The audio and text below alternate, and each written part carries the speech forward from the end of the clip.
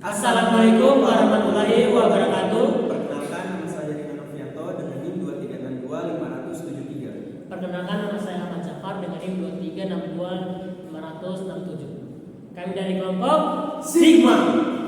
Nah, pada kesempatan kali ini kami akan membuat penelitian yang berjudul Persepsi Mahasiswa UIN atau Karawang Palu terhadap pembelajaran daring. Kemudian, alasan mengapa kami memilih topik ini, perkembangan teknologi telah mengubah cara kita belajar, termasuk di perguruan tinggi. Sejak pandemi COVID-19, pembelajaran daring menjadi pilihan utama dan masih terus digunakan hingga saat ini, baik secara penuh maupun hybrid. Di Mendato Karawang Palu, sistem daring sudah diterapkan melalui platform seperti Google Classroom, Zoom maupun Google Meet. Namun efektivitasnya dipengaruhi oleh banyak faktor, diantaranya dari kesiapan dosen dan mahasiswa hingga kondisi geografis Sulawesi Tengah. Mahasiswa memiliki pengalaman yang beragam. Ada yang terbantu oleh fleksibilitas, namun ada juga yang terkendala akses internet atau kurangnya interaksi. Karena itu, penting untuk mengetahui persepsi mahasiswa terhadap pembelajaran daring agar sistem pendidikan bisa terus berkembang dan lebih efektif ke depannya.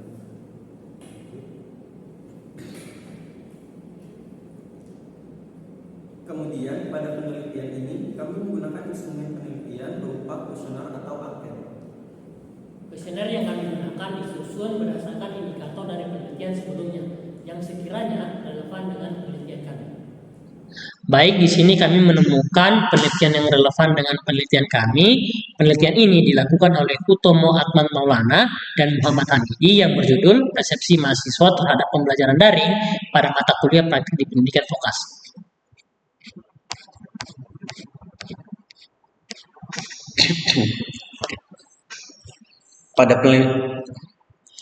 Pada penelitian ini, peneliti menggunakan 3 indikator untuk mengetahui bagaimana persepsi mahasiswa terhadap pembelajaran daring. Yang pertama, peneliti menggunakan indikator proses belajar mengajar. Yang kedua, yaitu kapabilitas atau kompetensi dosen. Dan yang ketiga, yaitu sarana dan prasarana. Kemudian selanjutnya kami akan memaparkan bagaimana cara menyusun instrumen kuesioner. Baik, selanjutnya di sini saya akan memaparkan bagaimana cara untuk menyusun instrumen kuesioner itu sendiri. Nah, sebelumnya saya dan teman saya yaitu Rino sudah berdiskusi terkait pertanyaan apa saja yang akan kami paparkan di kuesioner itu.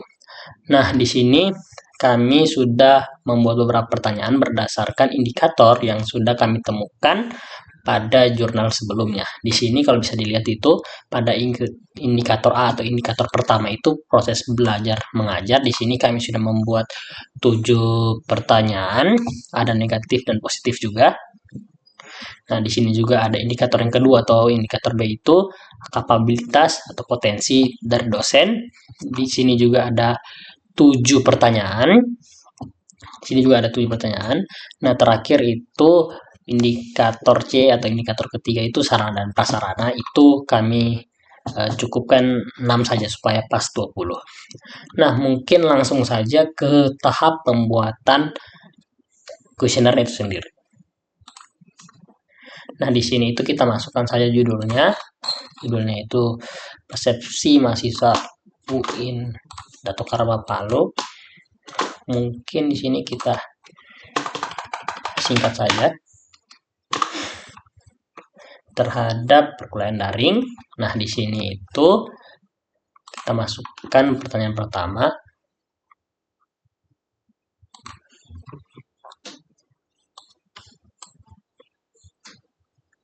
Oh, maaf, yang pertama itu kita nama dulu ya.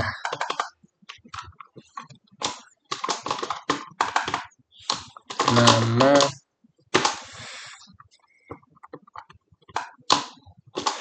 Nah, di sini kita tidak wajib diisi.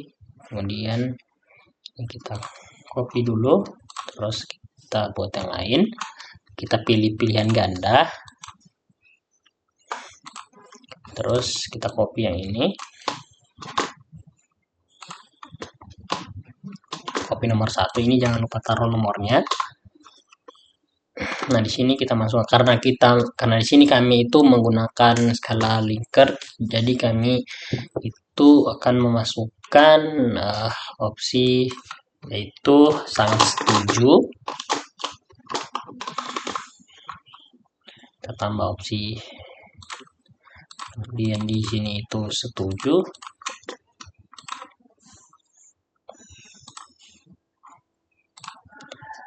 Di sini itu netral terlebih dahulu.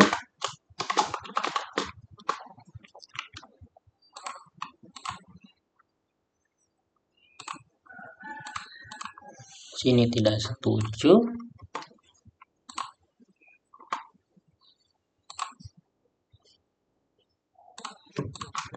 Dan yang terakhir itu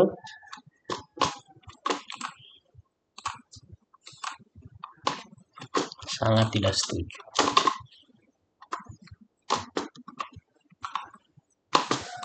Nah, kalau sudah seperti ini, nanti tinggal jangan lupa dicentang wajib isinya, kemudian tinggal di copy saja.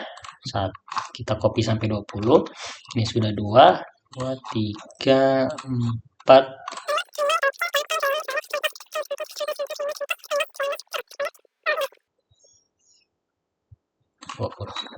Nah, di sini tinggal kita salin-salin saja pertanyaannya.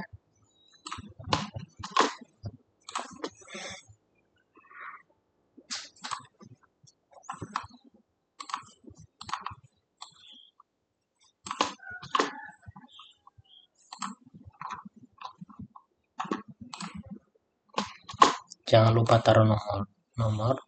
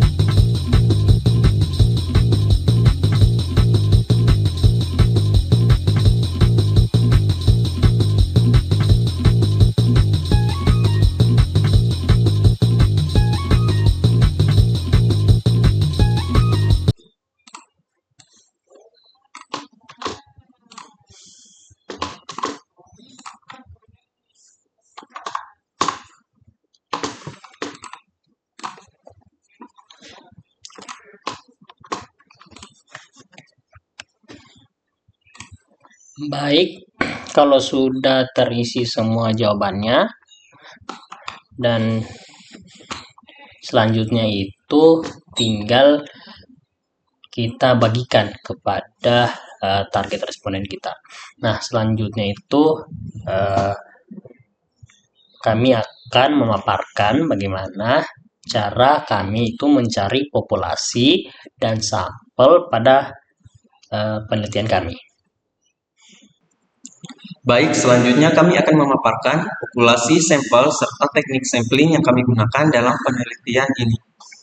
Populasi dalam penelitian ini adalah seluruh mahasiswa aktif Universitas Islam Negeri UIN Dato Karama Palu. Pemilihan populasi ini didasarkan pada relevansi topik penelitian dengan pengalaman akademik mahasiswa, khususnya dalam konteks pelaksanaan pembelajaran daring yang telah menjadi bagian dari sistem pendidikan tinggi sejak masa pandemi dan terus berlanjut dalam beberapa bentuk hingga saat ini. Sampel dalam penelitian ini diambil menggunakan teknik accidental sampling, yaitu teknik pemilihan sampel berdasarkan ketersediaan dan kesediaan individu yang secara kebetulan dijumpai atau mengakses kuesioner pada saat penyebaran dilakukan. Teknik ini dipilih dengan pertimbangan efisiensi dan kemudahan pelaksanaan, terutama dalam kondisi pengumpulan data secara daring melalui platform Google Form. Kriteria responden yang dijadikan sampel dalam penelitian ini mencakup mahasiswa aktif UIN Dato Karama Palu dari berbagai program studi dan jenjang semester tanpa pembatasan tertentu selama memenuhi syarat utama yakni mengisi kuesioner secara lengkap dan sesuai dengan instruksi yang telah ditetapkan. Berdasarkan data yang terkumpul, jumlah responden yang memenuhi kriteria dan dapat dianalisis secara valid sebanyak 40 orang. Meskipun teknik sampling yang digunakan tidak memungkinkan generalisasi secara statistik, terhadap seluruh populasi, data yang diperoleh diharapkan mampu memberikan gambaran yang representatif mengenai persepsi mahasiswa UIN atau Karangpalu terhadap pelaksanaan pembelajaran daring. Baik, selanjutnya kami akan memperlihatkan proses pengumpulan data untuk penelitian ini.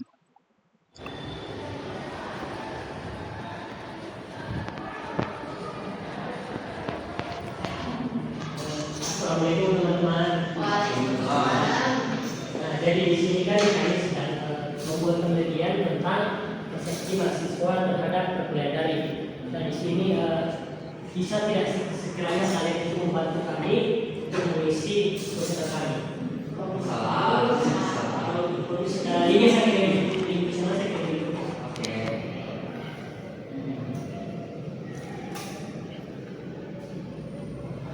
Boleh di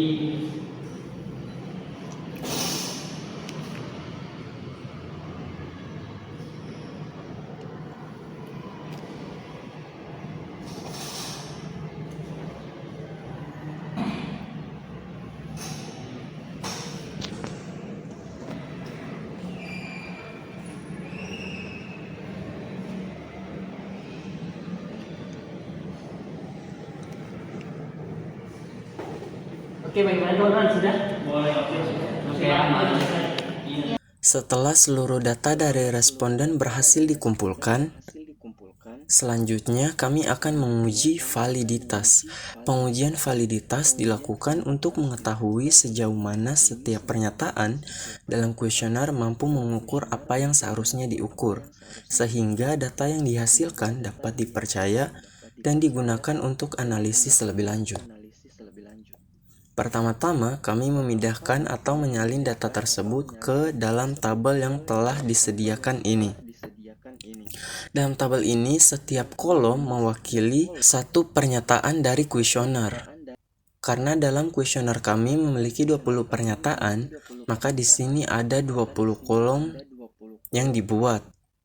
Kemudian, untuk setiap baris mewakili satu responden beserta jawabannya. Perlu diperhatikan bahwa pernyataan dalam kuesioner dibedakan menjadi dua jenis, yaitu yang pertama ada pernyataan positif dan yang kedua ada pernyataan negatif. Label positif dan negatif ini penting karena akan mempengaruhi cara interpretasi data pada tahap analisis selanjutnya. Kemudian kita langsung lanjut saja ke data responden yang ada di Google Form. Nah, ini merupakan jawaban responden terhadap kuesioner kami yang ada di Google Form. Untuk mempermudah proses pengolahan data, setiap jawaban akan disingkat sesuai dengan tingkat kesetujuan responden. Adapun singkatannya, di sini jika responden mengisi sangat setuju, maka kami akan menyalin ke dalam tabel Excel dengan SS, yaitu singkatannya. Jika setuju akan disingkat menjadi S, netral menjadi N, tidak setuju menjadi TS, dan sangat tidak setuju menjadi STS. Dengan format ini, kami akan menyalin jawaban dari setiap responden satu persatu sesuai urutan pernyataan yang ada.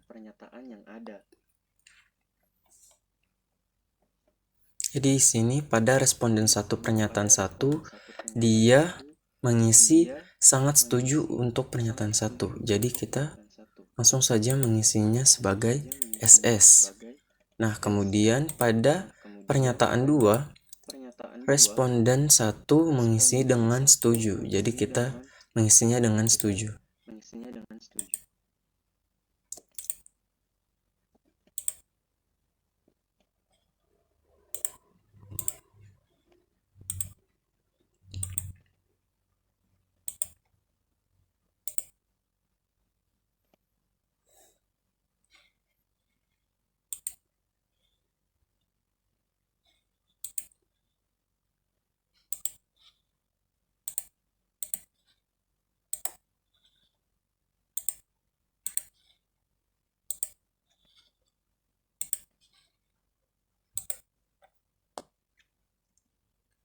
Nah, setelah semua data responden telah disalin ke dalam tabel ini, langkah selanjutnya yaitu kita akan mengkonversi semua jawaban ini menjadi angka berdasarkan skala Likert.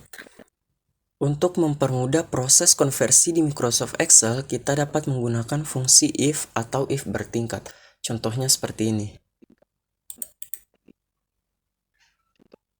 Di sini terdapat sebuah fungsi menggunakan if, di mana B4 yaitu jawaban dari responden 1 untuk pernyataan 1. Nah, jika jawabannya adalah SS atau sangat setuju akan diberikan skor 5. Kemudian jika S atau setuju akan bernilai atau mendapatkan skor 4, jika netral akan mendapatkan skor 3, TS atau tidak setuju akan mendapatkan skor 2, dan sangat tidak setuju akan mendapatkan skor 1. Fungsi ini berlaku untuk pernyataan positif. Namun jika kita menggunakan ataupun mengisi untuk pernyataan negatif, maka kita akan melakukan pembalikan nilai. Jadi untuk STS sendiri sangat tidak setuju akan bernilai menjadi 5, tidak setuju akan bernilai 2, netral bernilai 3, setuju bernilai 2, dan sangat setuju bernilai 1. Oke, jika kita sudah menuliskan seperti ini, kita tinggal tekan enter.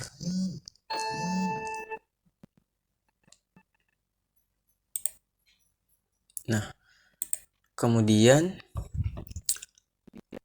untuk memudahkan pengisian otomatis, kita tinggal tarik saja ini ke bawah. Nah, dia akan terisi secara otomatis. Kemudian kita akan mengisi seluruh pernyataan ini menggunakan fungsi seperti ini.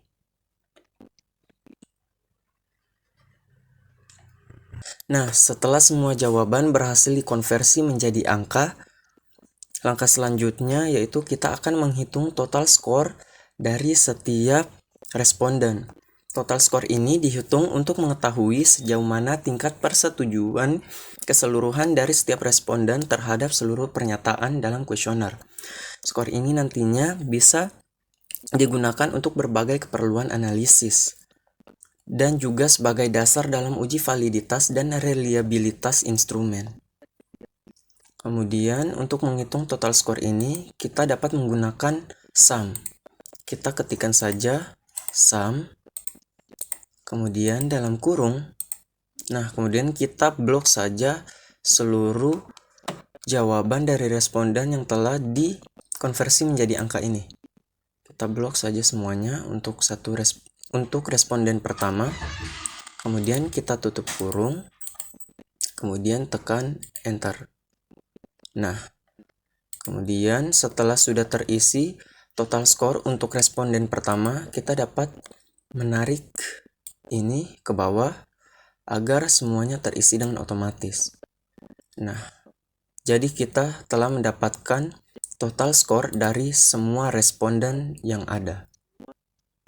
Langkah selanjutnya yaitu kita akan melakukan uji validitas terhadap setiap pernyataan dalam kuesioner menggunakan rumus korelasi Pearson RxY, yang dimana pada rumus RxY sama dengan N dikali sigma XY dikurang sigma X dikali sigma Y per akar N dikali sigma X kuadrat dikurang sigma X dikuadratkan dikali N dikali sigma Y kuadrat dikurang sigma Y dikuadratkan. Kemudian penjelasan komponen dari rumus RxY ini yaitu X adalah skor jawaban responden untuk satu pernyataan, misalnya pernyataan 1. Y merupakan total skor seluruh pernyataan untuk setiap responden. N merupakan jumlah responden. Dalam hal ini, N adalah 40. Kemudian nilai R tabel untuk N 40 pada taraf signifikans 5% adalah 0,312. Dalam pengambilan keputusan, jika RxY di atas 0,312 maka pernyataan akan dianggap valid. Kemudian kita akan mencari nilai X. Untuk menghitung nilai X, kita akan menjumlahkan skor dari seluruh responden untuk satu pernyataan. Misalnya pada pernyataan satu ini, kita akan menjumlahkan seluruh skornya. Kita dapat menggunakan fungsi sum. Kemudian sum dalam kurung, kemudian kita langsung saja blok semuanya ini. Semua jawaban dari responden untuk satu pernyataan. Nah, seperti ini. Kemudian kita tinggal tutup kurung, enter. Nah, setelah kita dapatkan jawabannya seperti ini, kita tinggal tarik saja ke kanan agar semua kolom lainnya untuk pernyataan-pernyataan yang akan dihitung X-nya dapat terisi secara otomatis. Seperti ini. Kemudian kita akan menghitung nilai dari Y. Nilai Y diperoleh dengan menjumlahkan total skor dari seluruh responden. Jadi kita dapat menggunakan fungsi sum. Kemudian buka kurung, kita blok saja semua skor total dari semua responden. Tutup kurung. Kemudian jangan lupa kita tambahkan simbol dolar untuk mengunci sel agar saat rumus disalin ke baris lain, referensi sel tidak berubah. Jadi kita tambahkan saja dolar seperti ini.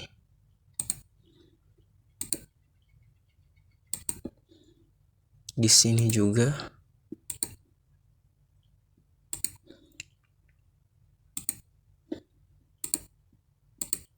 Kemudian kita enter. Nah, sehingga kita dapatkan hasil dari Y yaitu 2676. Kemudian kita akan menghitung nilai dari XY. Nilai XY diperoleh dengan mengkalikan skor pernyataan X dengan total skor Y untuk setiap responden. Jadi kita dapat menuliskan rumusnya seperti ini.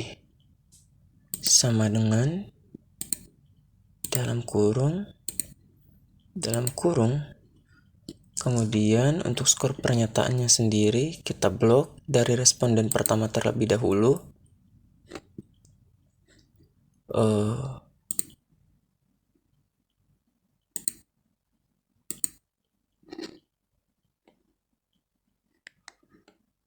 Kita ulang. Kemudian kita kalikan dengan Y atau skor total. Nah, kemudian di sini jangan lupa kita taruhkan simbol dolar.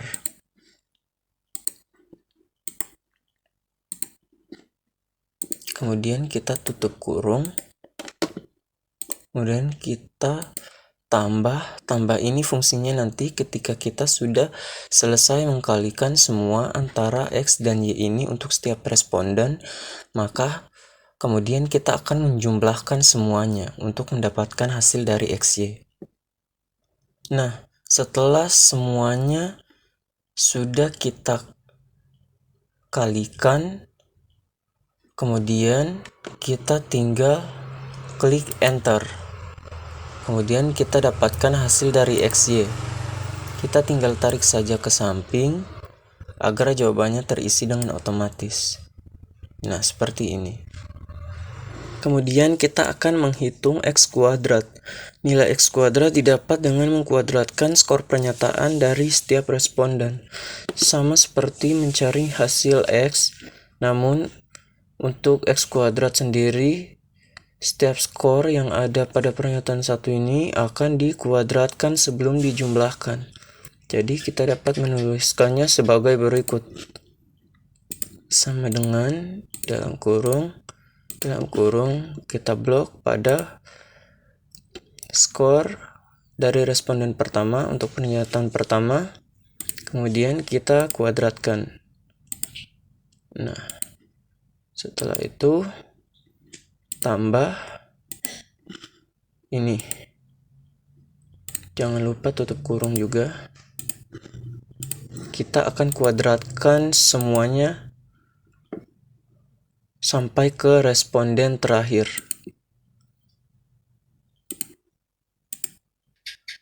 Setelah seluruh skor X atau skor pernyataan 1 kita pangkatkan atau kita kuadratkan, maka kita langsung klik enter.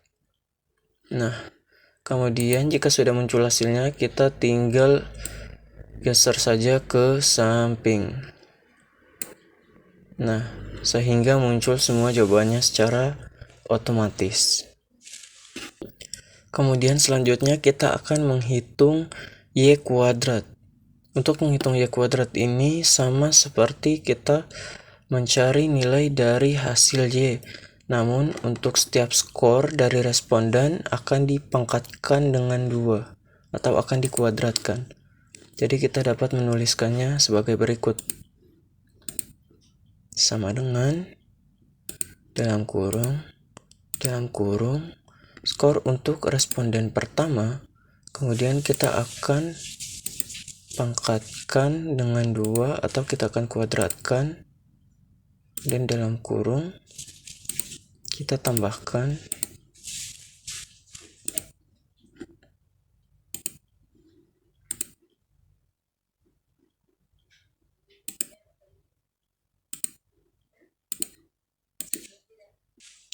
Nah, setelah semua skor telah dipangkatkan dengan 2 atau telah dikuadratkan, maka kita dapat langsung menekan enter sehingga muncul hasilnya, yaitu sebagai berikut.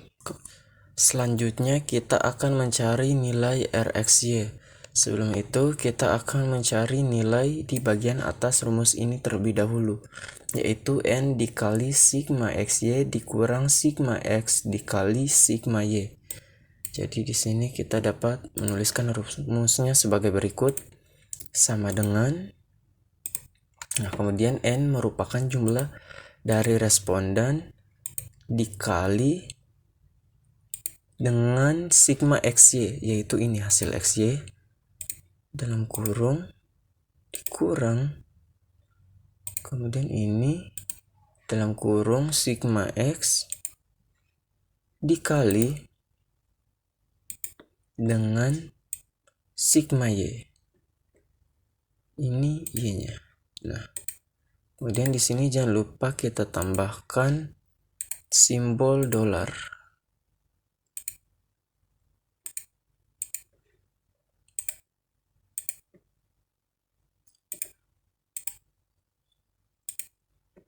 Oke, kemudian kita enter.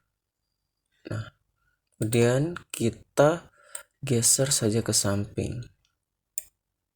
Nah, kemudian kita dapat nilai dari rumus bagian atas RxY.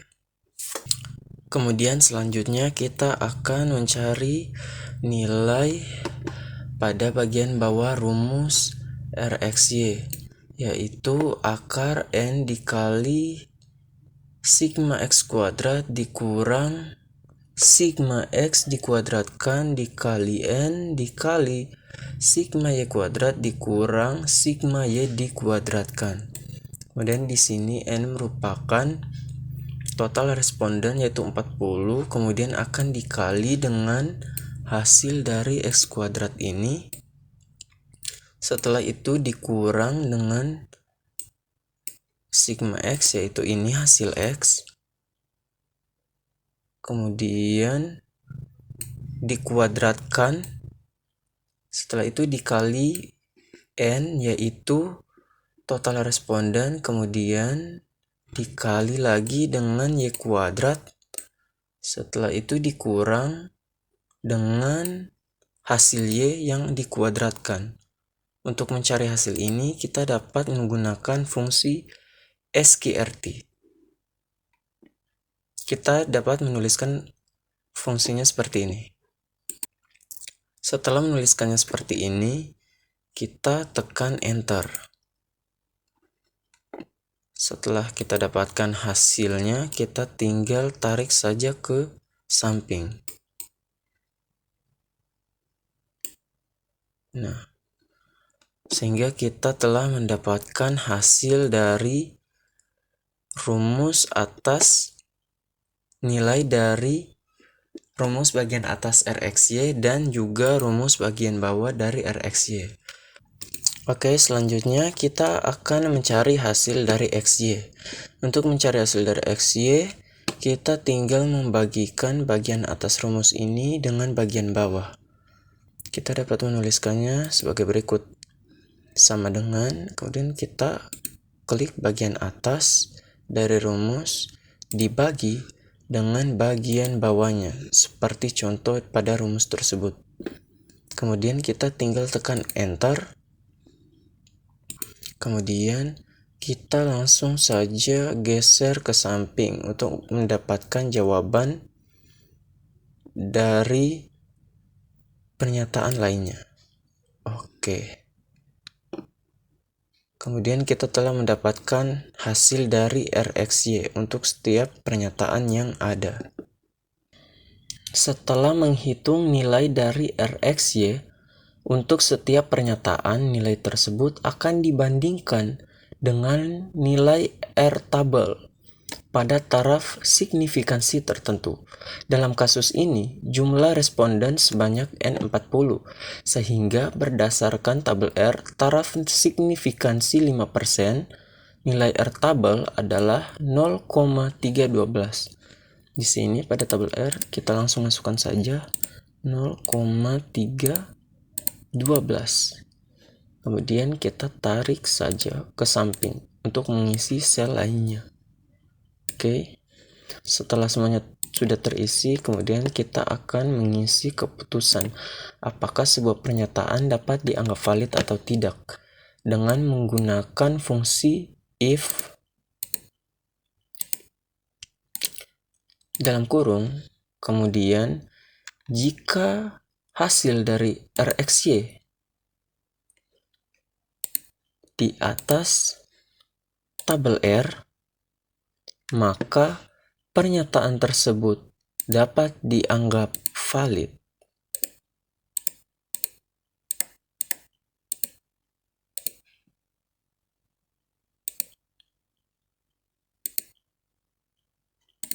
Nah, namun jika tidak, maka pernyataan tersebut dianggap tidak valid dan perlu dipertimbangkan untuk direvisi atau dihapus. Jadi di sini kita tulis no valid. Kemudian kita tutup kurung. Oke, kita tarik saja ke samping. Nah, dapat dilihat dari setiap pernyataan yang ada pada kuesioner kami dianggap valid. Dengan demikian, pernyataan yang valid dapat digunakan dalam analisis selanjutnya karena telah terbukti mampu mempresentasikan konstruk yang ingin diukur. Oke, kemudian selanjutnya, setelah seluruh pernyataan dalam kuesioner diuji validitasnya, langkah selanjutnya adalah melakukan uji reliabilitas. Uji reliabilitas dilakukan untuk mengetahui konsistensi internal dari instrumen kuesioner, yaitu untuk memastikan bahwa item-item pernyataan dalam kuesioner memberikan hasil yang stabil dan konsisten jika digunakan berulang kali dalam kondisi yang sama. Dengan kata lain, reliabilitas mengukur sejauh mana suatu instrumen dapat dipercaya untuk menghasilkan data yang konsisten. Dalam pengujian ini, kami akan menggunakan metode Cronbach-Alpha. Cronbach-Alpha adalah salah satu metode paling umum untuk mengukur reliabilitas atau konsistensi internal dari sebuah instrumen survei atau kuesioner. Nilai alfa berkisar antara 0 hingga 1 dengan interpretasi jika di bawah 0,6 maka tidak reliable. Jika sama dengan 0,60 sampai 0,70, maka dapat dikatakan cukup reliable. Jika 0,70 sampai 0,80, maka dapat dikatakan reliable. 0,80 hingga 0,90 dapat dikatakan sangat reliable, dan jika di atas 0,90 sangat tinggi, tetapi bisa jadi item terlalu mirip atau redundant. Nah, kemudian ada pun rumus dari Cronbach alpha sendiri, yaitu alpha sama dengan K per K kurang 1 dikali 1 dikurang sigma varian item per varian total score.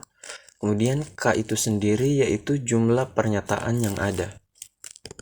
Nah, kemudian langkah pertama yang kita lakukan yaitu menyajikan data.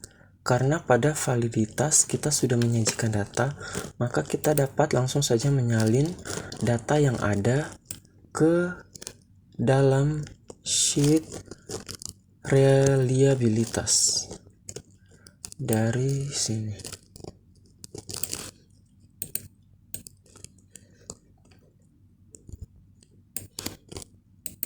Kita salin, kemudian kita tinggal tempel.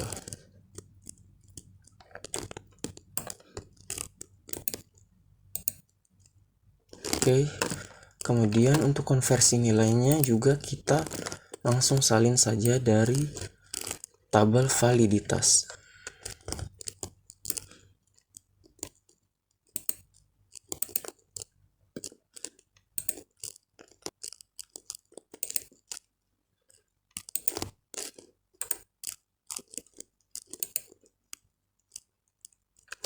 Oke, setelah semuanya telah tersalin, maka selanjutnya kita akan mencari varians dari setiap pernyataan yang ada.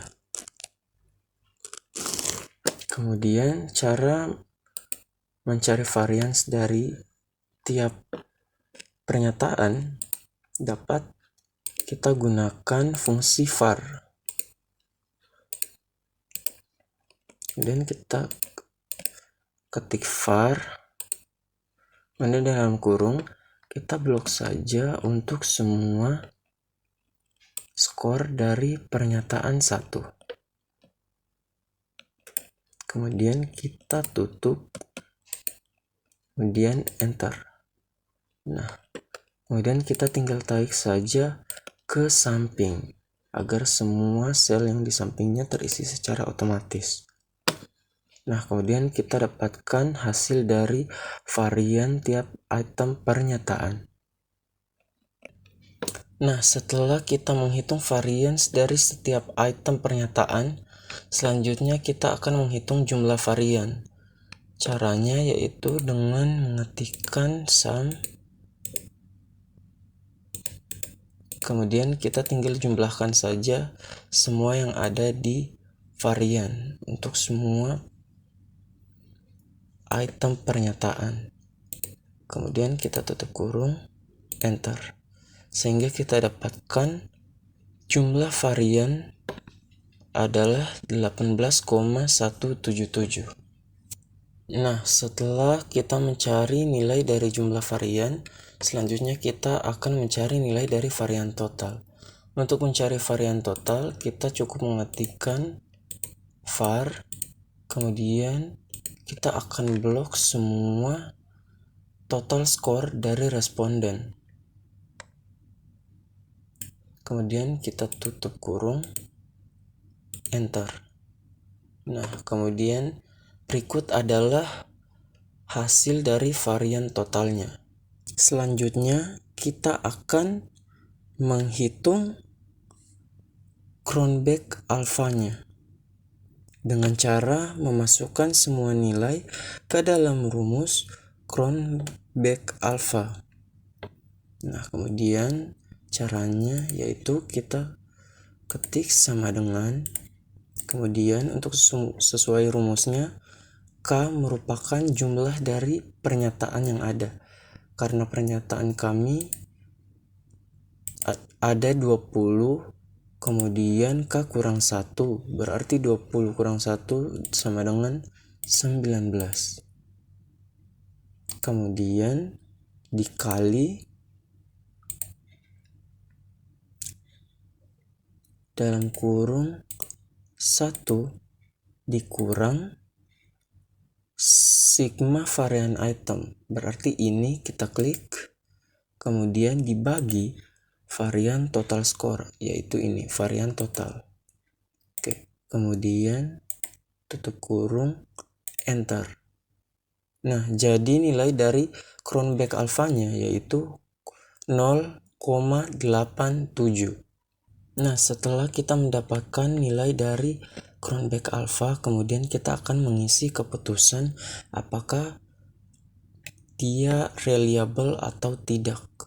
Dengan cara kita ketikkan saja sama dengan, kemudian kita menggunakan fungsi if, kemudian dalam kurung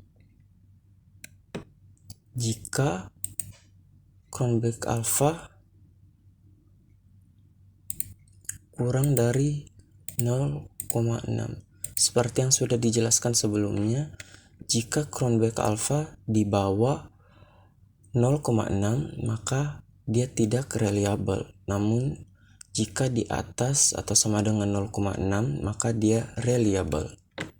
Jadi kita isikan seperti ini.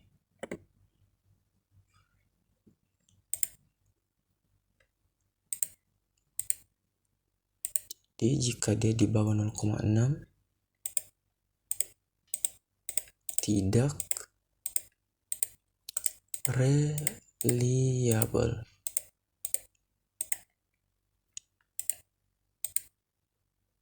Namun jika di atas atau sama dengan 6 maka dia reliable. Nah, kemudian kita tutup kurung, enter. Nah, dapat dilihat di sini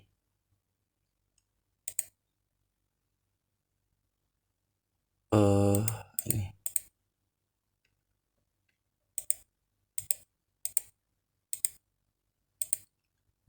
Nah, dapat dilihat di sini bahwa keputusannya yaitu reliable.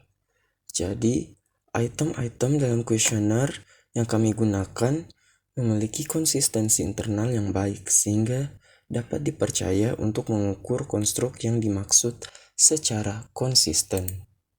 Baik, selanjutnya di sini saya akan menjelaskan tentang ukuran pemusatan data. Nah, sebelum saya menjelaskan ukuran pemusatan data, pertama-tama itu kita perlu membuat tabel distribusi frekuensi.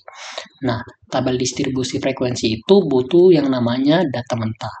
Nah, data mentah itu apa? Data mentah itu adalah skor total dari semua pernyataan yang dijawab oleh responden. Nah, karena di sini responden yang kami miliki itu ada 40, maka data mentahnya juga ada 40. Nah, ini dia itu contoh dari data mentah yang sudah saya masukkan ke dalam tabel.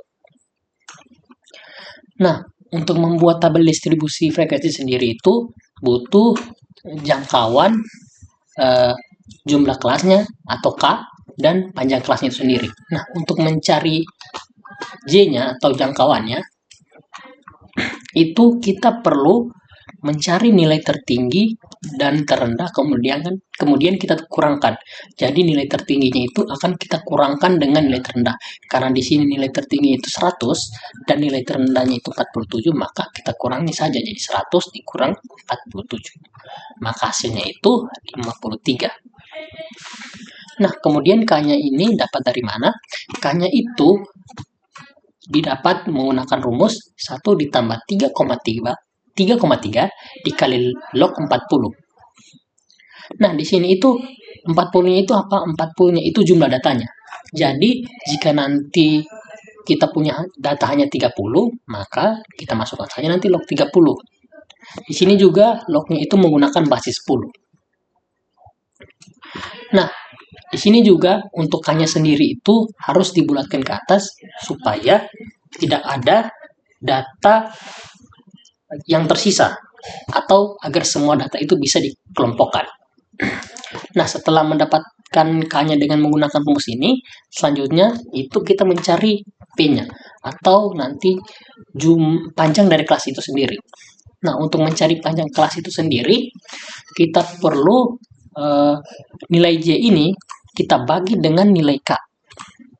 Jadi 53 dibagi dengan 7. Kemudian dia juga harus dibulatkan ke atas agar supaya semua datanya itu bisa terpakai. Nah, kemudian kita masuk ke pembuatan tabel frekuensi itu sendiri. Nah, untuk membuat kelas pertama di sini kan K-nya itu ada 7. Otomatis di sini kelasnya akan ada 7. Jadi kita buat nanti itu kolomnya ada 7. Jadi ini 1, 2, 3, 4, 5, 6, 7. Nah, untuk membuat kelas pertamanya itu bagaimana? Untuk membuat kelas pertamanya itu kita harus mencari nilai atau data yang paling kecil di data mata ini. Nah, kemudian kita dapat di sini itu 47, maka kita mulai batas bawah terendahnya itu dari 47. Kemudian karena di sini itu 8, panjang kelasnya itu 8, maka kita harus menghitung dari 47 itu 8 ke depannya itu berapa. Jadi kita mulai dari 47. Jadi kita hitung 47, 48, 49, 50, 51, 52, 53, 54. Maka untuk kelas pertama itu sampai angka 54. Kemudian lanjut ke kelas keduanya itu start dari 55. Nah, kemudian kita hitung lagi 55, 56, 57, 58, 59, 60, 61, 62. Nah, untuk kelas ketiganya itu lanjut ke 63. Kemudian kita hitung lagi 63, 64, 65, 66, 67, 68, 69, 70. Nah, untuk kelas 4 itu mulai lagi seperti tadi. Jadi dari 71, dan lagi 72, 71, 72, 73, 74, 75, 76, 77, 78. Kemudian untuk kelas kelimanya begitu pun. Jadi 79, 80, 81, 82, 83, 84, 85, 86.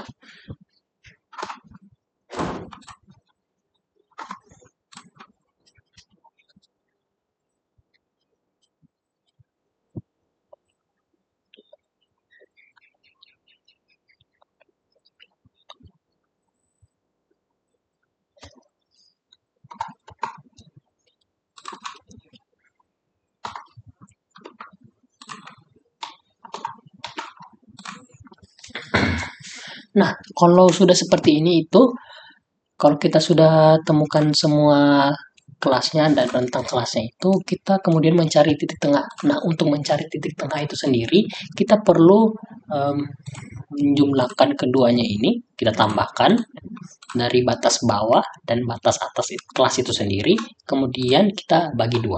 Maka hasilnya itu akan jadi seperti ini. Nah, untuk frekuensi sendiri itu adalah jumlah berapa kali sih data itu dalam rentang 47 sampai 54 itu muncul. Nah, di sini ternyata setelah kita menggunakan rumus ini, count if, jika data ini lebih besar daripada 47, dan jika data ini lebih kecil sama dengan 54, maka ternyata didapatkan hasil di sini itu 5, dan begitu pun yang di bawahnya. Nah, itulah tadi cara membuat tabel distribusi frekuensi. Selanjutnya kita akan lanjut ke MEAN. Di sini untuk MEAN itu sendiri, dia membutuhkan data yang ada pada tabel frekuensi. Jadi tinggal kita copy saja.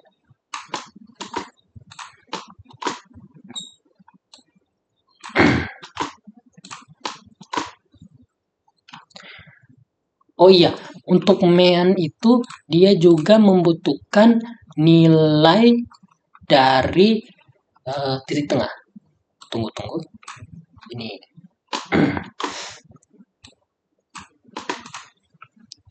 kita nilainya. Nah, Untuk XI ini itu dia butuh nilai dari titik tengah juga. Jadi nanti tinggal kita copy saja ini, maka akan muncul hasil seperti ini.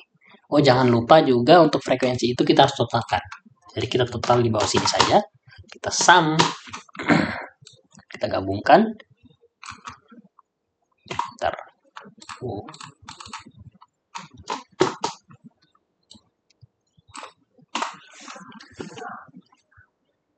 Nah, kemudian pada kolom ini itu FI dikali XI atau frekuensi dikali titik tengah.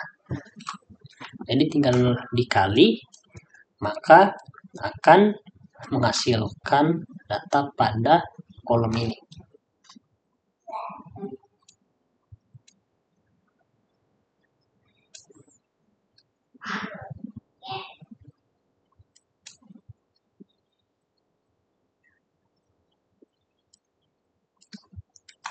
Nah, untuk mean itu sendiri, itu kita tinggal membagi nilai dari total nilai dari kolom FI dikali XI ini kita bagi dengan N atau total dari frekuensi. Maka hasil dari mean akan seperti ini. Nah, ini tadi itu merupakan data kelompok ya.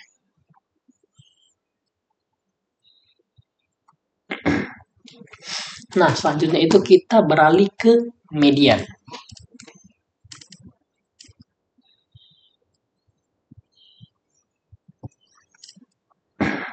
Untuk median juga itu sama, dia membutuhkan data dari tabel frekuensi. Jadi tinggal kita copy saja data pada tabel frekuensi. Nah, untuk mean sendiri itu dia punya kolom baru yaitu TB atau tepi bawah. Nah, tepi bawah itu apa? Tepi bawah itu diambil dari batas bawah kelas ini, semua batas bawah kelas dikurang 0,5. Maka di sini dari 47 dikurang 0,5, jadi 64,5. Kemudian itu apa itu frekuensi kumulatifnya ini? Oh, tunggu, ini salah ini. Ini kita copy saja.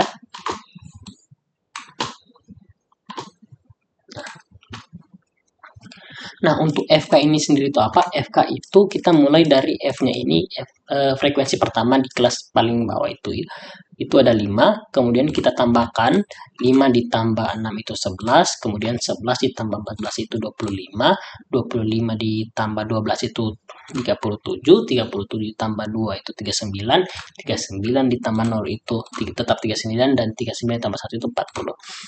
Nah, itulah tadi cara mencari kolom FK ini. Nah, kemudian itu median itu dia punya beberapa hal yang perlu dicari. Nah, yang pertama itu kita perlu mencarinya itu kelas median itu sendiri. Nah, bagaimana cara mencari kelas median atau bagaimana cara mendapatkan kelas median? Itu pertama-tama itu kita cari N-nya. Nah, untuk mencari N-nya itu sendiri kita tinggal melihat pada kolom frekuensi dia paling bawahnya atau total yang terakhir. Nah, di sini total terakhir itu ada 40. Maka pada kelas median ini tinggal 40 itu kita bagi 2 saja. Nah, setelah dapat hasilnya itu yaitu 20, kemudian kita lihat di tabel frekuensi lagi. Dari semua kelas ini, itu yang mana paling mendekati 20? Ternyata kita dapatkan itu 11 dan 25. Nah, dari 11 dan 25 ini kita cari yang paling besarnya. Tentu yang paling besar itu 25. Maka di sini kita tandai sebagai kelas median. Kita warnai dulu. Nah, ini adalah kelas median. Nah, kemudian setelah mendapatkan kelas median itu sendiri, kita perlu mencari FM-nya atau frekuensi kelas median. Nah, di sini kita lihat pada kolom frekuensi kelas median, di kelas median ternyata 14. Kemudian untuk P-nya itu tetap itu panjang dari kelasnya yang sudah kita hitung tadi dalam pembuatan tabel di frekuensi. Kemudian FKS-nya itu adalah frekuensi kumulatif sebelum kelas median. Nah, sebelum kelas median itu ternyata 11, makanya itu frekuensi kelas mediannya itu frekuensi kelas sebelum kelas median itu 11.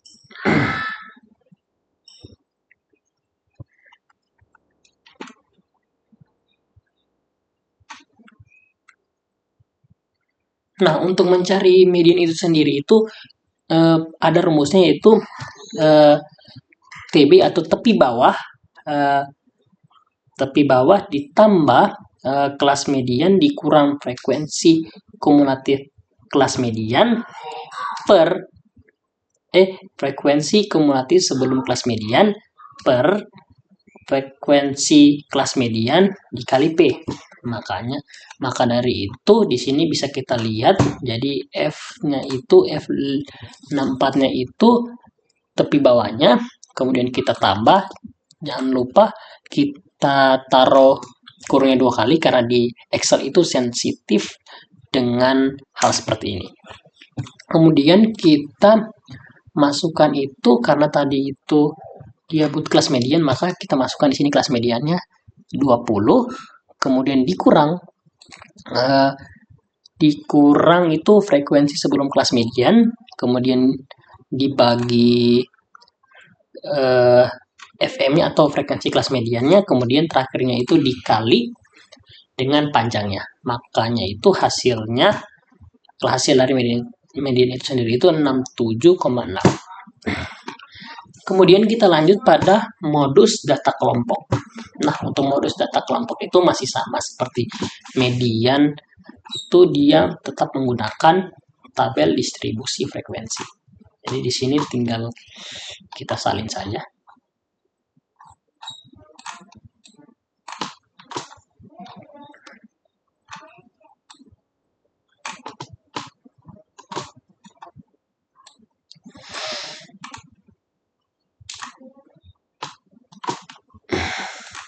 Nah, seperti median juga tadi itu dia perlu tepi bawah. Nah, tepi bawah itu tinggal dikurangi saja batas bawah dari sebuah kelas itu dikurang 0,5. Nah, di sini juga ada kolom bare itu tepi atas. Nah, tepi atas itu apa? Tepi atas itu kita lihat pada batas atas sebuah kelas, kemudian kita tambahkan dengan 0,5. Nah, untuk itu selanjutnya pada modus data kelompok itu kita perlu mencari D1, D2, kemudian panjangnya. Nah, untuk panjang sendiri itu tadi kan sudah kita hitung, yaitu 8. Kemudian kita akan mencari D1 dan D2-nya. Nah, untuk D1-nya itu didapat dari mana? D1-nya itu didapat dengan cara 14 ini. Oh iya, pertama itu kita cari dulu yang namanya itu kelas modus. Nah, untuk mencari kelas modus itu sendiri, kita tinggal lihat saja di sini frekuensi yang paling besar itu berapa. Oh, ternyata di sini pada kasus ini kita dapat itu frekuensi paling tinggi itu 14, makanya itu pada kelas ini kita tetapkan sebagai kelas dari modus itu sendiri. Nah, kemudian D1 itu dapat dari mana? D1-nya itu adalah dengan mengurangi nilai pada frekuensi kelas median ini dikurangi dengan frekuensi sebelum kelas modus itu sendiri.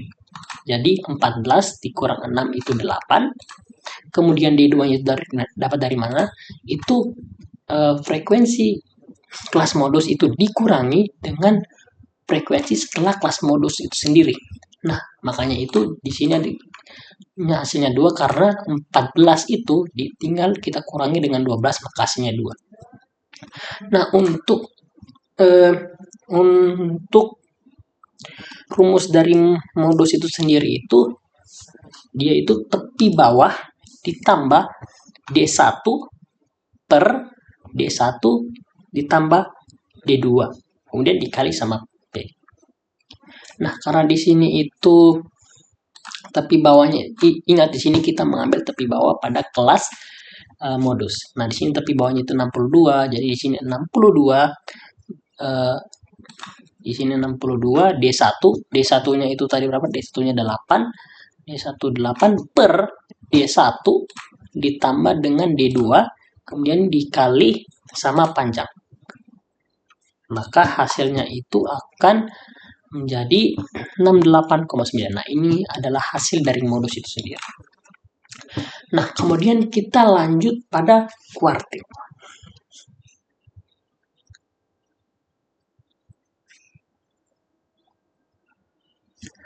Nah, untuk kuartil juga masih sama seperti yang lainnya, seperti yang sebelumnya, itu tetap butuh data pada tabel distribusi frekuensi, atau tetap membutuhkan nilai kelas ini dan frekuensi.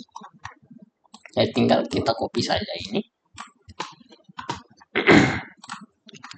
Nah, di sini itu sebelum mencari kuartil itu, oh iya, pertama mungkin saya jelaskan dulu, kuartil itu dia seperempatnya. Jadi ada Q1 yaitu seperempat, Q2 itu 2/4, dan Q3 itu 3/4. Nah, untuk mencari kuartil itu ada beberapa hal yang perlu kita cari terlebih dahulu. Yang pertama itu panjangnya sudah tadi. Nah, N-nya itu juga sudah juga, yaitu total frekuensi ini, tinggal ditukarkan saja, maka akan muncul N-nya. Kemudian di sini karena memang kita itu disuruh untuk mencari Q1, Q2, Q3, maka di sini itu langsung saya cari sekaligus saja. Nah, di sini itu kita harus mencari frekuensi kumulatif dari Q1. Nah, frekuensi kumulatif dari Q1, nah itu frekuensi kumulatif sebelum kelas Q1 dan terakhir itu kelas Q1 itu sendiri. Nah, untuk mencari kelas Q1-nya itu kita tinggal karena Q1-nya tadi itu sudah saya jelaskan itu seperempat, maka seperempat ini kita kali dengan N-nya. Nah, N-nya itu berapa? N-nya itu 40. Maka hasil dari seperempat dikali 40 itu 10, begitu juga Q2 dan Q3.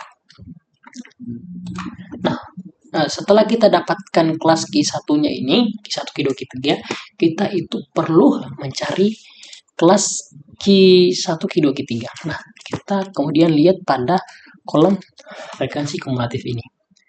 Nah, kita lihat 10 itu yang paling dekat itu mana?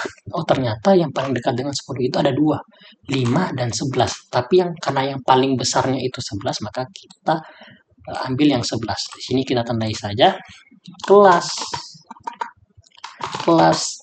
Q1.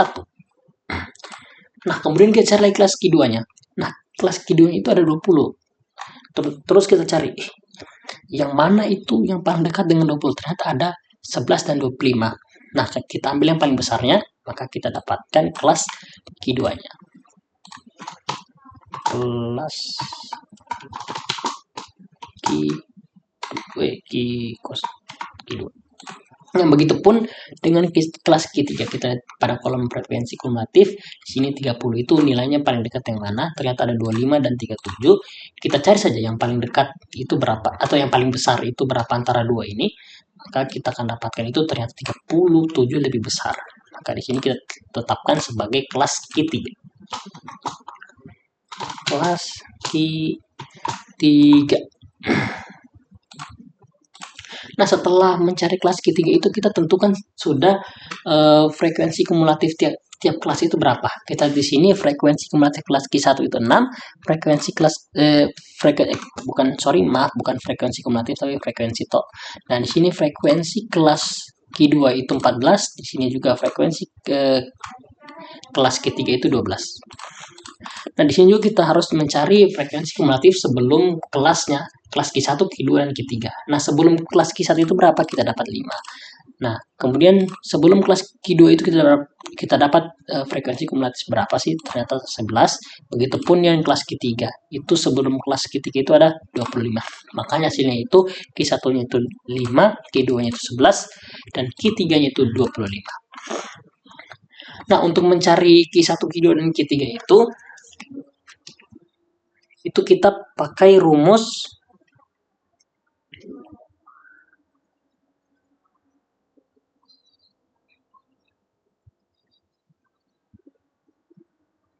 kita itu pakai rumus, misalnya kita contohkan itu di mencari Q1-nya. Nah, ketika kita ingin mencari Q1 itu tentu yang kita rumus yang kita pakai itu pertama itu tepi bawah ditambah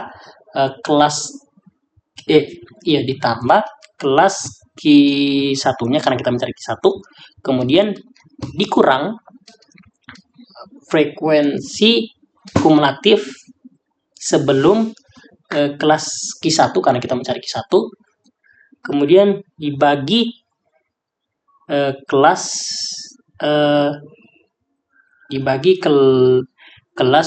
frekuensi kelas Q1 dikali P. Maka hasil dari Q1 itu akan seperti ini. Jadi teman-teman mungkin bisa lihat dulu rumusnya seperti ini. Nah, hasilnya itu akan seperti ini. Jadi hasil dari Q1 itu 61,17.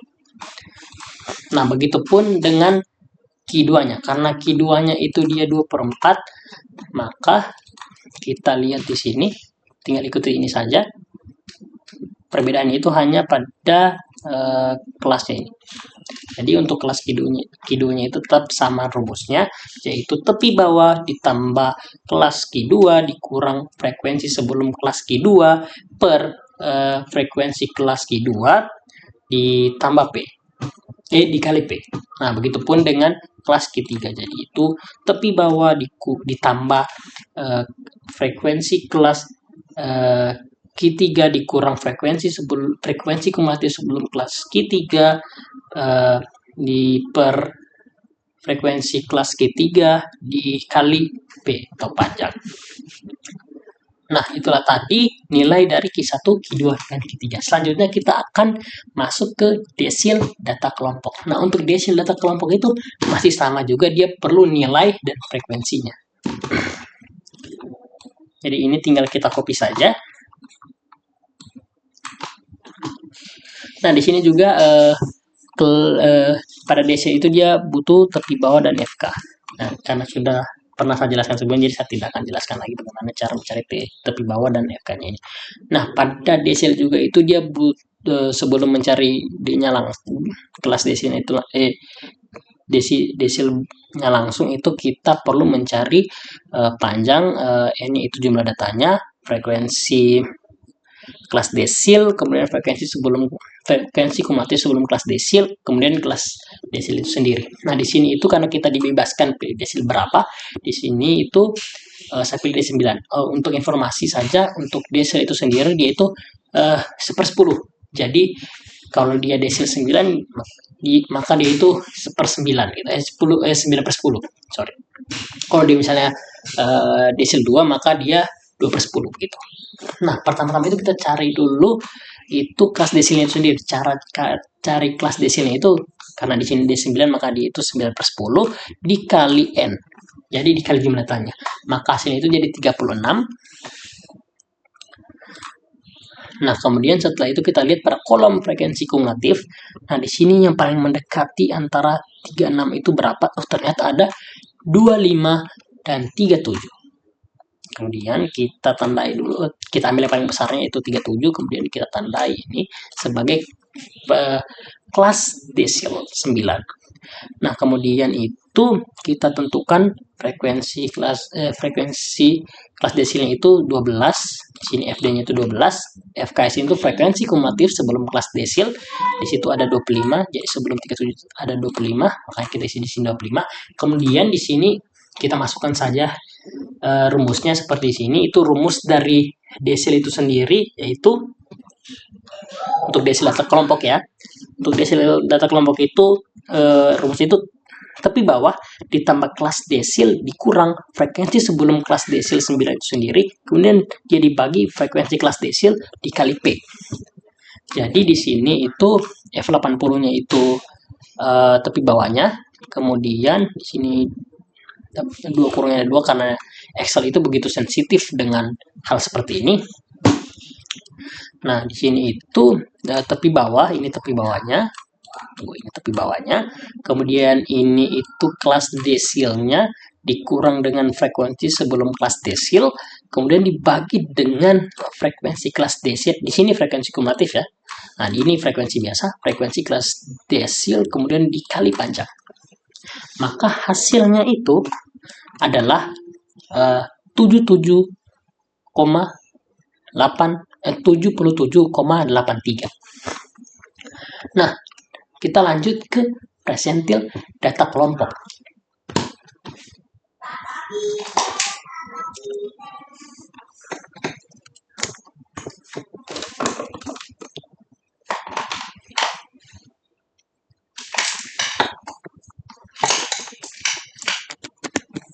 Nah, kita lanjut ke frekuensi presentil data kelompok. Di sini juga sama, kita menggunakan nilai pada tabel distribusi frekuensi dan frekuensinya. Nah, di sini juga tepi bawah itu sudah pernah saya jelaskan, jadi saya tidak akan jelaskan lagi. Begitu juga dengan frekuensi kumulatif, di sini juga sama, dia butuh panjangnya itu tadi sudah kita hitung itu 8, n-nya itu juga jumlah datanya tadi itu 40, atau bisa tunggu, kenapa salah ini? Salah copy. Kita copy nilainya saja. Nah, di sini itu P-nya itu 8, N-nya itu 40, atau tinggal kita salah tuh. Maaf, ada terjadi kesalahan di sini. Frekuensinya itu yang ini.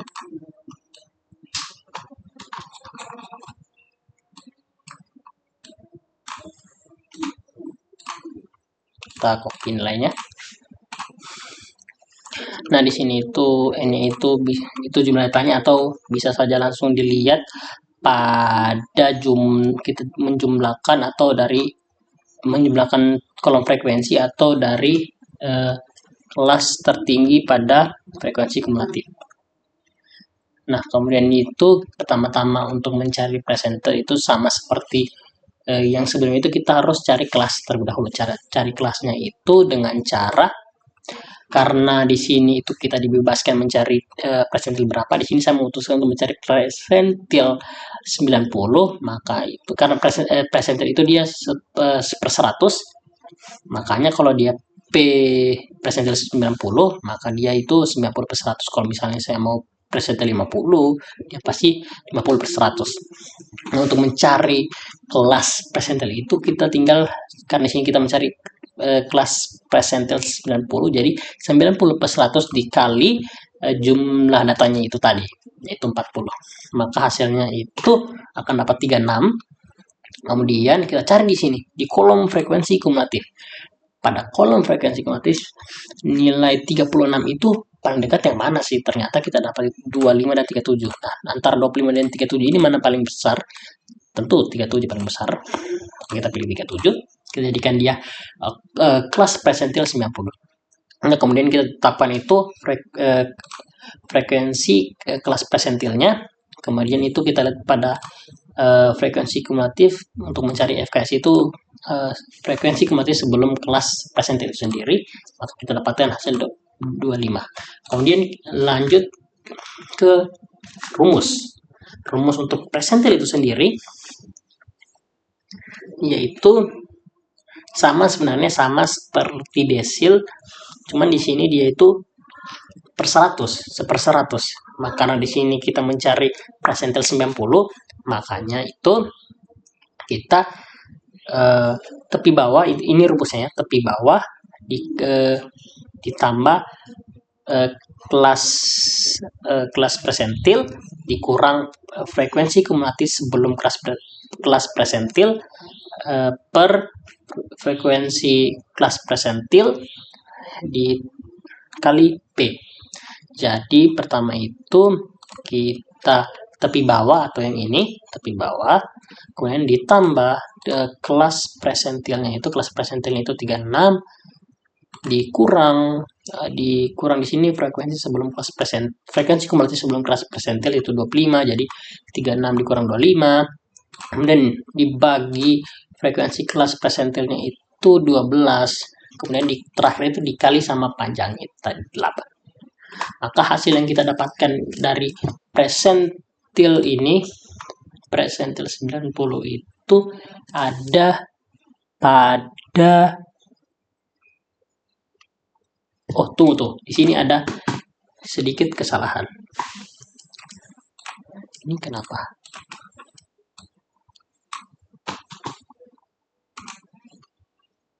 Ini harusnya bukan begini ya. Nah, harusnya itu tepi bawahnya itu didapatkan dari ini. Didapatkan dari batas bawah dikurang 0,5. Nah, hasilnya itu sama sebenarnya dengan di 9. Kenapa? Karena memang 9/10 itu sama saja dengan 90 juga per 100. Jadi makanya hasil dari D9 dan presentasi 90 itu sama. Nah, kemudian selanjutnya itu tadi itu kita membahas tentang data kelompok, pemusatan data untuk data kelompok. Nah, sekarang itu ada juga itu namanya data tunggal. Nah, data tunggal ini yaitu data mentah ini, tapi yang sudah kita urutkan itu wajib ya diurutkan, wajib. Kalau tidak diurutkan dia tidak akan bisa. Jadi wajib diurutkan. Nah, di sini itu tinggal kita salin saja untuk datanya itu karena saya juga sudah urutkan dan saya masukkan ke tabel biar rapi. Nah, di sini itu untuk mencari main itu gampang saja, kita tinggal memasukkan rumus average yang sudah ada atau bawaan memang dari Excel, kemudian kita tinggal blok saja datanya, maka hasilnya itu langsung muncul. Begitupun pada median data tunggal. Pada median data tunggal kita masukkan saja dulu datanya. Ingat ya, datanya itu harus wajib ya, sangat wajib itu diurutkan dari yang terkecil ke yang terbesar. Nah, di sini itu ternyata dia dapat median itu 68. Nah, untuk mencari median sendiri sudah ada rumusnya langsung, yaitu median, terus kita tinggal blok saja datanya, data tunggalnya. Nah, kemudian di sini kita lanjut pada modus data tunggal, tinggal kita copy saja. Nah, untuk mencari modus itu juga sudah ada data bawaannya, itu mode mult di sini, mode titik mult, kemudian kita tinggal blok saja datanya. Nah, di sini itu kenapa munculnya dia 4? Karena 4 angka ini itu punya jumlah muncul yang sama. Di sini itu jumlah munculnya itu sama-sama itu 3, makanya itu dia langsung muncul keempat-empatnya. Di sini mungkin kalau kita ubah jadi single,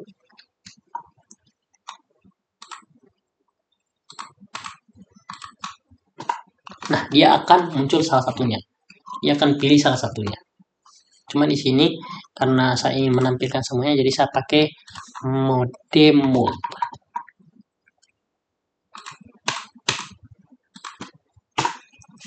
Nah, kemudian kita lanjut ke kuartil data tunggal. Kita copy saja datanya ini. Nah, di sini juga karena untuk data tunggal itu disuruh untuk mencari Q1, Q2, Q3, maka kita lakukan di sini untuk mencari kuartil data tunggal sendiri itu juga cukup gampang, dengan masukkan saja kuartil ini, kemudian di blok saja semua datanya. Nah, di sini untuk mencari Q1 tinggal masukkan saja satunya di sini. Kalau mau mencari Q2 juga masukkan 2, kalau mencari Q3 masukkan saja 3. Jadi memang seperti itu, sudah gampang ya. Karena memang sudah ada fungsi bawaan dari Excel itu sendiri. Nah, kemudian lanjut ke desil data tunggal.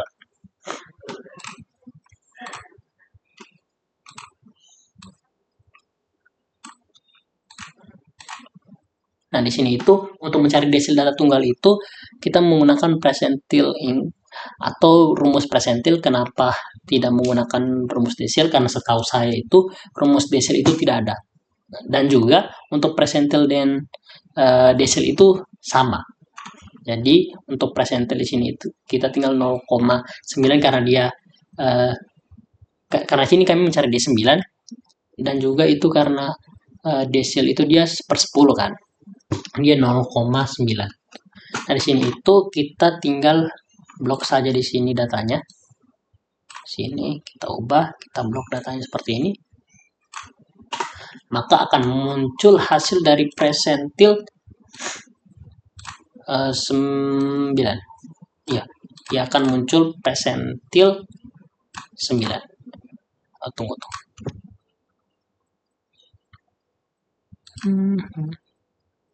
Ya, di sini dia akan muncul persentil 9.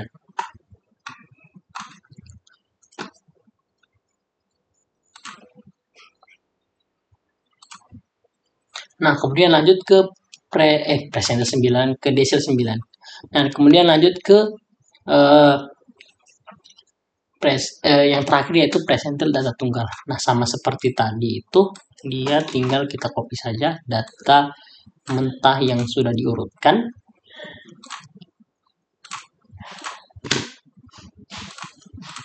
Tunggu. Ini kenapa dia?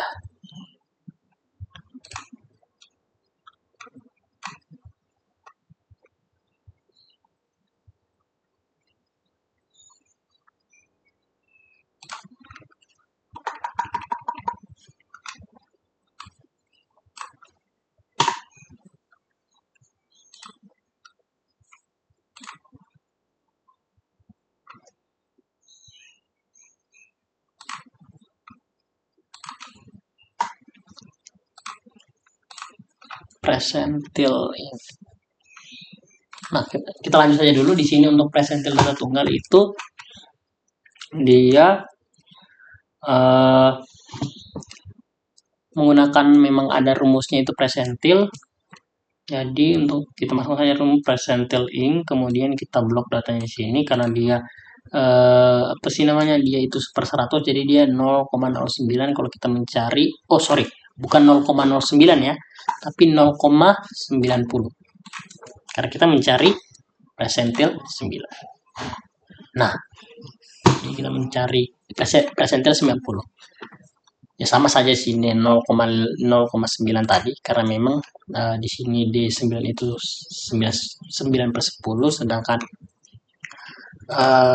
presentil 90 itu sama juga dengan 0, atau 90/100 atau sama dengan 9/10. Nah, itulah tadi bagian pemusatan data. Selanjutnya saya akan menjelaskan ukuran penyebaran data. Baik, di bagian ini saya akan menjelaskan ukuran penyebaran data. Nah, untuk ukuran penyebaran data itu sendiri itu mirip dengan ukuran pemusatan data. Sini bisa dilihat itu sebenarnya mirip-mirip saja. Nah, di ukuran penyebaran data itu masih juga menggunakan tabel distribusi frekuensi, dan pada data tunggalnya itu dia masih menggunakan data mentah yang diurutkan dari yang terkecil ke yang terbesar. Nah, untuk di ukuran penyebaran data itu sendiri ada 5. Yang pertama itu ada range, ada simpangan rata-rata, ada varian, standar deviasi, dan yang terakhir itu koefisien varian. Mungkin langsung saja ke range. Nah, untuk range itu sendiri itu dia menggunakan data langsung yang ada pada tabel distribusi frekuensi. Nah, untuk mencari range itu sendiri itu tergolong gampang. Kita tinggal mencari batas atas tertinggi dan batas bawah terendah. Nah, kalau kita lihat di sini, ini kan batas atasnya. Kita cari yang paling tinggi dari semua ini, ternyata kita dapatkan itu 102. Makanya kita taruh sini itu 102. Nah, di sini juga kita lihat batas bawah terendahnya berapa. Kita di sini ada 47, maka kita tetapkan batas bawah terendahnya itu 37. Kemudian tinggal kita kurangi saja batas atas itu dikurang batas bawah, maka itulah hasil dari range data kelompok. Nah, untuk selanjutnya itu kita kesimpangan rata-rata. Di sini itu masih seperti yang sebelumnya, itu menggunakan tabel distribusi frekuensi. Tapi di sini itu ada kolom baru, yaitu kolom FI dikali XI. Nah, untuk FI dikali XI itu apa? Itu kolom frekuensi ini dikali sama kolom titik tengah, maka akan menghasilkan kolom ini. Nah, untuk selanjutnya itu, untuk kolom berikutnya, itu kita perlu mencari yang pertama itu X bar atau meannya dulu. Nah, untuk mencari mean itu sendiri itu bisa kita lakukan itu dengan cara membagi total nilai dari kolom FI dikali XI ini. Kalau di Excel nanti nilainya tinggal di sum saja, maka akan keluar total hasilnya seperti ini. Kemudian kita bagi dengan total dari frekuensi, total pada kolom frekuensi. Ini juga tinggal di sum saja, nanti muncul total frekuensinya. Kemudian tinggal dibagi saja, maka muncullah nilai mean atau nilai X bar sendiri. Nah, setelah kita dapat X barnya itu, kita lihat di sini titik tengahnya, kita kurangi dengan X bar. Nah, di sini itu untuk nilai mutlak itu sendiri dia harus selalu positif, makanya di sini kita menggunakan ABS supaya fitur ABS di sini supaya nilai mutlaknya itu tetap positif. Nah, begitu pula yang di sini itu nilai mutlaknya itu harus tetap positif. Nah, untuk kolom yang ini itu mirip sama yang ini, cuman dia tinggal kalian kalikan saja dengan frekuensi. Jadi kolom yang ini itu berasal dari kolom yang ini dikali sama kolom frekuensi. Jadi kolom XI dikurang X bar dikali sama kolom frekuensi akan menghasilkan nilai dari kolom FI dikali XI kurang X bar. Nah, di sini itu untuk mencari simpangan rata-ratanya itu sendiri ada rumusnya, yaitu sigma F FI dikali XI dikurang X bar per sigma FI. Jadi nilai dari ini untuk mencari simpangan rata-rata itu, nilai dari sini itu kita bagikan sama nilai pada frekuensi ini, pada total frekuensi, maka akan dihasilkan akan menghasilkan nilai simpangan rata-rata. Kemudian selanjutnya itu ada varian. Di sini kita akan membahas varian data kelompok, itu masih sama saja sampai pada kolom ini itu masih sama saja, tiada yang berubah. Kemudian di sini itu ada yang sedikit berbeda. Di sini untuk varian sendiri itu hasil dari XI kurang X bar itu dipangkatkan ya, jadi pangkatkan 2. Jadi teman-teman nanti tinggal pangkatkan 2 saja seperti ini, maka akan muncul hasil dari kolom XI kurang X bar pangkat 2.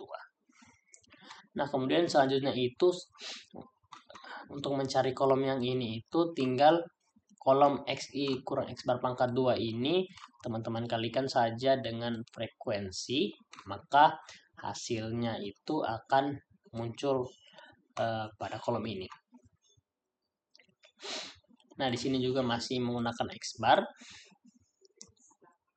X bar sendiri itu tadi didapat dengan cara itu membagi sigma atau membagi total FI dikali XI ini kita bagi sama frekuensi.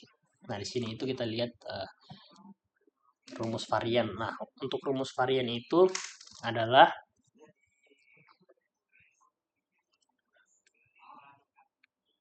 untuk rumus varian itu sigma FI dalam kurang XI kurang X bar pangkat 2 per sigma FI. Jadi total yang ini yang ada di sini atau total semua kolom ini kita sum saja kalau nanti di Excel, kita bagi sama total frekuensi, maka hasilnya akan menghasilkan nilai dari varian itu sendiri.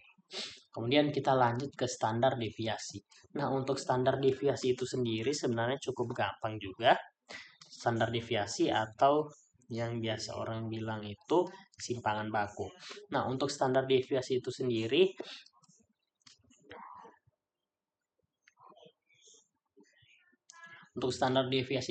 kalau teman-teman sudah mendapatkan nilai dari varian, itu tinggal teman-teman akarkan saja. Nah, di sini contohnya itu kayak kan akar itu juga sama dengan pangkat seperdua, jadi tinggal teman-teman buat saja seperti ini. Jadi teman-teman blok saja nilai varian, kemudian dipangkat seperdua, maka hasilnya itu otomatis akan diakarkan. Nah, untuk deviasi memang seperti itu. Jadi itu nilai dari varian tinggal diakarkan saja, maka akan muncul nilai dari standar deviasi atau simpangan baku itu sendiri. Kemudian lanjut kita ke koefisien varian. Nah, untuk mencari koefisien varian itu juga lumayan gampang, dia itu sama saja seperti standar deviasi. Itu pertama-tama itu kita perlu mencari deviasinya. Jadi kalau misalnya standar deviasinya sudah ketemu, maka untuk mencari koefisien varian itu akan gampang. Nah, untuk rumus dari koefisien varian itu sendiri, jadi rumus untuk koefisien varian itu adalah simpangan baku dibagi rata-rata dikali 100%. Nah, jadi standar deviasi atau simpangan baku ini akan dibagi sama X bar atau mean itu, kemudian dikali sama 100. Maka akan menghasilkan nilai dari koefisien varian. Nah, bisa dilihat di sini rumusnya. Jadi yang pertama itu kita blok dulu standar deviasinya atau simpangan bakunya, kemudian kita bagi sama X barnya, kemudian kita kali 100. Nah, ini juga untuk sekedar tips itu jangan lewatkan untuk menaruh kurung di sini karena tanda kurung, karena di Excel itu sangat sensitif untuk hal-hal seperti itu. Jadi kalau memang nanti ada suatu data yang harus didahulukan untuk dikerjakan atau dilakukan perhitungan, maka langkah baiknya itu ditaruh di dalam kurung saja. Nah, kemudian di sini kita lanjut ke range data tunggal. Nah, untuk mencari range data tunggal itu sendiri juga sangat gampang. Itu tinggal mencari nilai terendah pada data mentah ini yang sudah diurutkan. Ingat ya, harus diurutkan. Itu wajib diurutkan dari yang terkecil ke yang terbesar.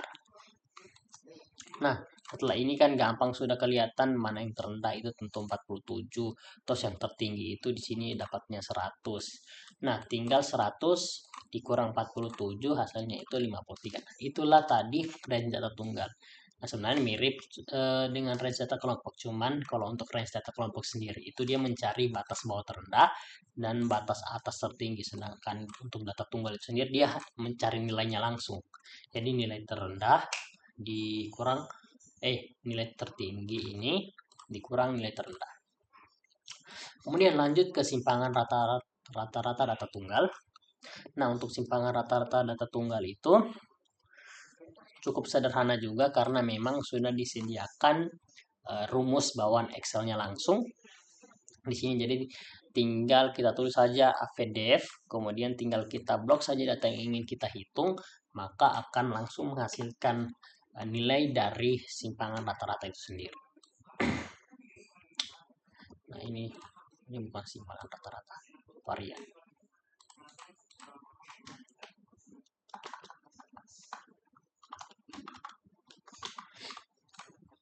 Nah, di sini juga ada varians data tunggal. Nah, untuk varians data tunggal itu juga bisa dibilang lumayan gampang karena di sini itu sudah ada memang fungsi bawaan Excel-nya. Jadi tinggal langsung saja var S atau var P.